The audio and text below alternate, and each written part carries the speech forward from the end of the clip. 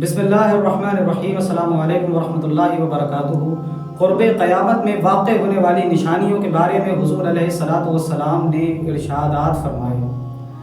حضور علیہ الصلاۃ والسلام نے قرب قیامت کے بارے میں بتایا، یعنی قیامت واقع ہونے سے پہلے کچھ نشانیاں ہیں جو واقع ہو جائیں گی،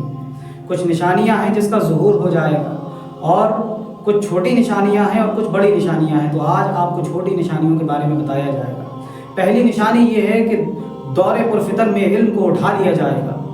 یعنی علم کو دنیا سے اٹھا لیا جائے گا۔ حضرت ابو ہریرہ رضی اللہ تعالیٰ عنہ سے روایت ہے کہ نبی پاک صلی اللہ علیہ وسلم نے ارشاد فرمایا کہ قیامت اس وقت تک قائم نہیں ہوگی جب تک کہ علم کو سمیٹ نہ دیا جائے۔ یہاں پر علم سے مراد علم نافع ہے اور علم صحیح ہے،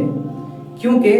یہ بات احادیث مبارکہ کی روشنی میں واضح ہے کہ جہالت عام ہو جائے گی اور جہالت کا غلبہ ہو جائے گا اور علم نافع کو سمیٹ دیا جائے گا۔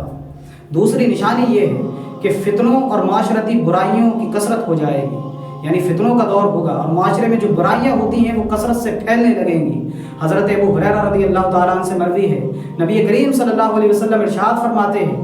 کہ قیامت اس وقت تک قائم نہیں ہوگی جب تک کہ علم کو سمیٹ نہ دیا جائے۔ آپ صلی اللہ علیہ وسلم مزید ارشاد فرماتے ہیں کہ زلزلوں کی کثرت ہوگی، زلزلے کثرت سے آنا شروع ہو جائیں گے اور فتنوں کی کثرت ہو جائے گی، فتنوں کی کثرت ہو جائے گی اور قتل و غارت گری ہوگی، یعنی قتل و غارت گری عام ہو جائے گی اور مال و دولت کی فراوانی ہو جائے گی۔ مال و دولت کی فراوانی ہو جائے گی، یعنی مال و دولت کم نہیں ہوگا، زیادہ مقدار میں ہوگا، مال و دولت کی کثرت ہو جائے گی۔ آپ مزید ارشاد فرماتے ہیں، حضرت ابو ہریرہ روایت کرتے ہیں، نبی کریم صلی اللہ علیہ وسلم نے فرمایا کہ قیامت اس وقت تک قائم نہیں ہوگی جب تک کہ زمانہ قریب نہ ہو جائے، یعنی سال مہینے کی طرح گزرے گا، مہینہ ہفتے کی طرح گزرے گا، ہفتہ دن کی طرح گزرے گا اور دن گھنٹے کی طرح گزرے گا اور گھنٹہ اس طرح گزرے گا جس طرح آگ کھجور کے پتوں کو جلا دیتی ہے۔ تیسری نشانی یہ ہے کہ دین و ایمان کو بیچ دیا جائے گا دنیاوی منفعت کے عوض، یعنی دنیاوی فائدہ حاصل کرنے کے بدلے میں دین و ایمان کو انسان بیچ ڈالے گا، دین و ایمان کا سودا کر دے گا۔ حضرت ابو ہریرہ رضی اللہ تعالیٰ عنہ سے مروی ہے، نبی کریم صلی اللہ علیہ وسلم ارشاد فرماتے ہیں کہ فتنوں کے واقع ہونے سے پہلے نیک اعمال کر لو، وہ فتنے جو اندھیری رات کی طرح چھا جائیں گے۔ اور حال کیا ہوگا؟ حال یہ ہوگا کہ ایک شخص صبح کو مومن ہوگا اور شام کو کافر ہو جائے گا، اور ایک شخص شام کو مومن ہوگا تو صبح کو کافر ہو جائے گا، اور دین و ایمان کو دنیاوی منفعت کے عوض بیچ دیا جائے گا۔ جی ہاں، دنیاوی فائدے کے بدلے میں دین و ایمان کا سودا کر دیا جائے گا، انسان دین و ایمان کو بیچ ڈالے گا۔ چوتھی نشانی یہ ہے کہ دین سے خارج گروہ اور گمراہ قائدین کا ظہور ہوگا۔ جی ہاں، گمراہ قائدین نکلیں گے اور دین سے خارج گروہ نکلے گا۔ حضرت علی کرم اللہ وجہہ الکریم سے روایت ہے کہ نبی کریم صلی اللہ علیہ وسلم نے ارشاد فرمایا کہ آخری زمانے میں ایسے لوگ نکلیں گے کہ جو عقل سے خالی ہوں گے اور نئی عمر کے ہوں گے اور رسول اللہ کی احادیث بیان کریں گے، مگر دین ان کے حلق سے نیچے نہیں اترے گا، اور وہ دین سے اس طرح خارج ہوں گے جس طرح تیر شکار سے خارج ہو جاتا ہے۔ اور حضور علیہ الصلاۃ والسلام نے مزید فرمایا کہ تم انہیں جہاں کہیں بھی پاؤ تو قتل کر دینا، کیونکہ ان کو قتل کرنے والے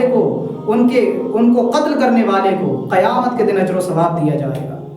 اجر و ثواب دیا جائے گا۔ اور آج ہم اپنے معاشرے میں دیکھ رہے ہیں کہ رسول اللہ صلی اللہ علیہ وسلم کی شان میں گستاخیاں کی جا رہی ہیں، اہل بیت کی شان میں گستاخیاں کی جا رہی ہیں، صحابہ کی شان میں گستاخیاں کی جا رہی ہیں، اور اولیاء و صالحین کے طریقے کو پامال کیا جا رہا ہے۔ حضور علیہ الصلاۃ والسلام نے بیان فرما دیا کہ یہ ایسے لوگ ہوں گے جو دین سے بالکل خارج ہوں گے، ان کا دین سے کوئی واسطہ نہیں ہوگا، یہ دین کی بات تو کریں گے مگر دین سے ان کا کوئی تعلق نہیں ہوگا۔ پانچویں نشانی یہ ہے کہ دین پر استقامت حاصل کرنا، دین پر ثابت قدم رہنا اور فرقہ پرستی سے بچنا یہ انتہائی مشکل کام بن کر کے رہ جائے گا، انتہائی مشکل ہو جائے گا۔ حضرت انس بن مالک رضی اللہ تعالیٰ عنہ سے مروی ہے، رسول کریم صلی اللہ علیہ وسلم ارشاد فرماتے ہیں کہ ایک زمانہ ایسا آنے والا ہے کہ جب دین پر ثابت قدم رہنا مشکل ہو جائے گا، اور اس کی مثال ایسے ہے کہ جس طرح کوئی شخص اپنی مٹھی میں انگاروں کو قید کر لے، کوئی شخص اپنی مٹھی میں انگاروں کو بند کر لے، تو ہم سب جانتے ہیں انگاروں کو بند کرنا مٹھی میں کتنا مشکل کام ہے، یہ ناممکن کے برابر ہے۔ تو اسی کی مثال حضور علیہ الصلوۃ والسلام نے بیان فرمائی، ایسی ہی مثال کہ انگاروں کو جس طرح مٹھی میں قید کرنا مشکل ہے، مٹھی میں بند کرنا مشکل ہے، ویسے ہی مشکل کیا ہوگا؟ دین پر ثابت قدم رہنا۔